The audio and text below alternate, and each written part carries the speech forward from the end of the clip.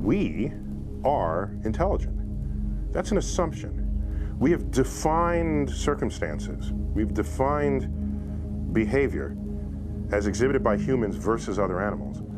We've defined that to be intelligent, but would some other species make the same assessment? I think about this often. We have not successfully communicated in any meaningful way with any other species on Earth.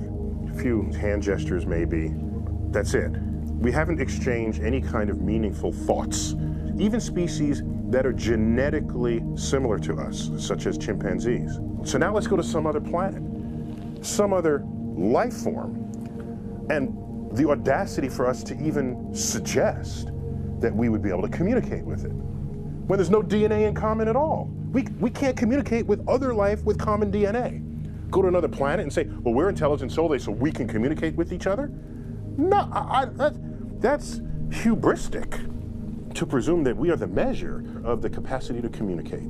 What I've noticed over the decades that I've paid attention to this, the other animals in the animal kingdom, whenever we presume some level of intelligence for them, further research shows that they're smarter than we ever thought, or cleverer than we ever gave them credit for being. Humans aren't as good as we should be in our capacity to empathize with feelings and thoughts of others, be they humans or other animals on Earth. So maybe part of our formal education should be training in empathy. Imagine how different the world would be if, in fact, that were reading, writing, arithmetic, empathy.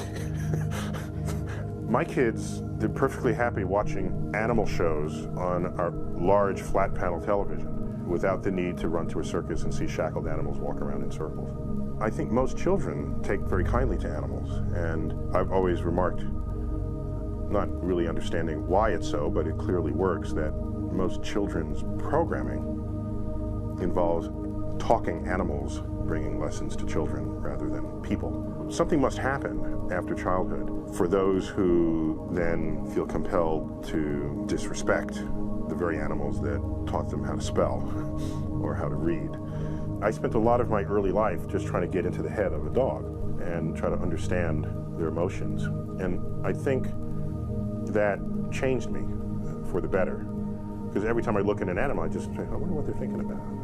Animals, they behave in funny ways, and some of the highest hit YouTube clips are animals behaving in funny ways, usually in their interaction with their owners. I think that kind of exposure to the animal kingdom is a good thing, and people who separate themselves from that experience, it can't be good. Because then if you don't think about it, it's easy to then discount it or to not care. And we've already seen how humans behave when you've decided that you don't care. It's ugly.